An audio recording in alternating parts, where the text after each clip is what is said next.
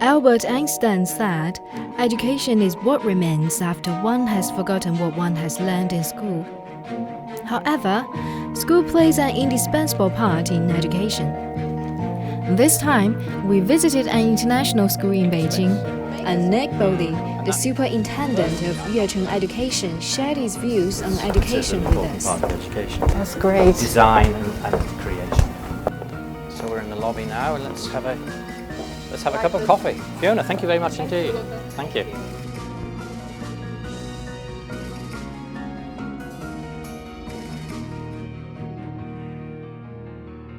So you have worked as the school head in many countries, and how do you think these experiences help shape your educational ideas? First of all, because I have worked in several countries, and I see that in different countries there are some different emphases in education. For instance, in some countries religion is an important part of education. In others it's not even allowed. There are differences. So I think one thing I've learned is respect. I think I've learned that there's no such thing as the perfect education. There are elements of different national education systems which we should respect. I think sometimes in the West people tend to think this or that, which is the best. I don't see it like that. I think these are false dichotomies. I think we should blend and take the best from all. Secondly, I would say I've lived in very different countries. Like Syria? Like Syria, like Sudan, like UK, like China, like Nigeria. I would say that at its core, humanity, wherever humanity is, shares the same core values, the same deep values, such as dignity, integrity, respect for others. And I've come to learn that wherever you are, I think the best kind of education is based on deep values. Values should come first. Curriculum is important, pedagogy is important, but values come first. As the educational models in China and the West are different, students turn out to exhibit their talents in different ways.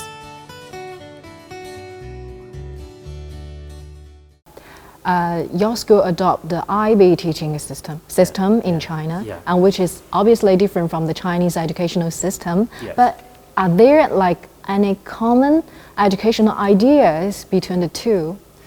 Let me answer that in two ways. First of all, in terms of curriculum content, what kids learn, I don't think there's too much difference, especially with the older students, the students 14 to 18 years old.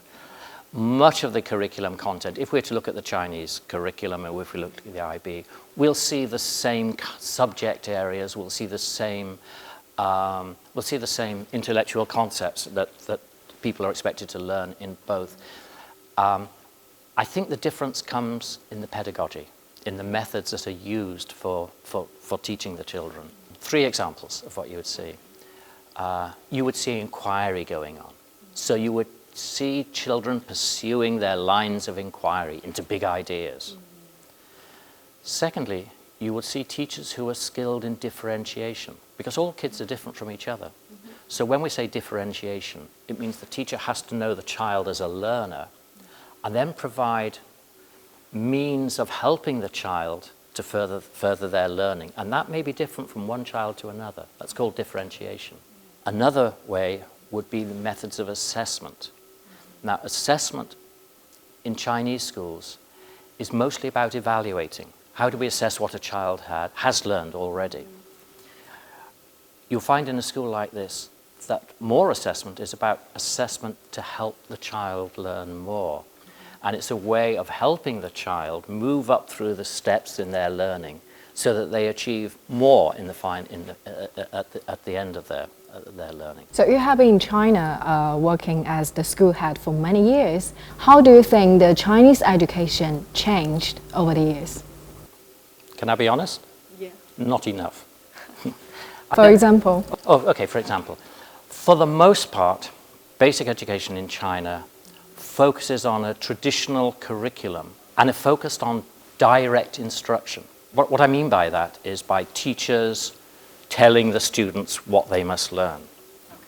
Now, There has been some change in China, but I would argue perhaps not enough. I think we look forward to a time when can be greater change in China, when there can be a move towards a more creative form of education. A very welcome sign that the Ministry of Education is now formulating genuine reform in Chinese education, and that's something I think we should all look forward to. Yeah, I'm looking forward to it too. Yeah. So you just mentioned like creativity, and some people argue that they think Asian students are less creative than those in the West. Do you agree? I would answer that in two ways. I would say, are Asian children less creative? No, of course not. Absolutely not. And this is because the knowledge that is passed on to students is preordained. It's what we learnt in the past and what we expect today's children to learn. Now, if children are focusing only on preordained knowledge, in one sense that's useful for instance for social cohesion, a close society. But in terms of our hopes for the future, it simply isn't enough. Mm-hmm. Yeah. So when you were the school head, how do you cultivate students' creativity? First of all, it wasn't me. When I was head of BCIS, and still now, maybe even more now, it's a place for teamwork. So you can't say that any one person is responsible for nurturing creativity. But is there like a guidance for the teachers or like rules or something like that? Well, I would say this. First of all, you have to define creativity. You can't help people be creative if we haven't agreed what we're talking about. And I think probably the most widespread definition of creativity these days is that it's the creation, the making, the producing of something which is new and which is of value. Now, how do we do that? Well, that's when you have to look at the school and what the school, the methodologies that the school uses. First and foremost, I would say probably inquiry. Schools that help the children become creative focus their learning on questions. Questions from the teachers, questions from the students, questions of different levels of thinking. Basic questions like, what is that? Or who did that? Going up through the levels of thinking to include, well, how do we do this? Or how do we do that? Or can we explain this? Or can we make a judgment, a personal judgment? This is called evaluation. Which is better of the two, and what would be your reasons? And then finally, at the very top, then there's creativity, which means when students are empowered by being accustomed to asking questions, empowered to create new ideas, new products, new artworks, new scientific hypotheses. Anything that's new and of value is included as creativity. And I think there is some concern amongst Chinese parents that the kind of work being done in schools overseas is more rigorous in terms of critical thinking and creative thinking than schools in China. But if it's any comfort, I can tell you that parents in countries like America and United Kingdom think that China has the best education system. Yeah, that's true. Actually, I used to work in some schools in UK, and they choose like to receive some Chinese-style education. Yes, because there are elements of Chinese education which are very, very strong. The knowledge base in Chinese education is very strong indeed. Here's something that's very strong in China, the idea of practice makes perfect, right? You keep practicing until you get it right.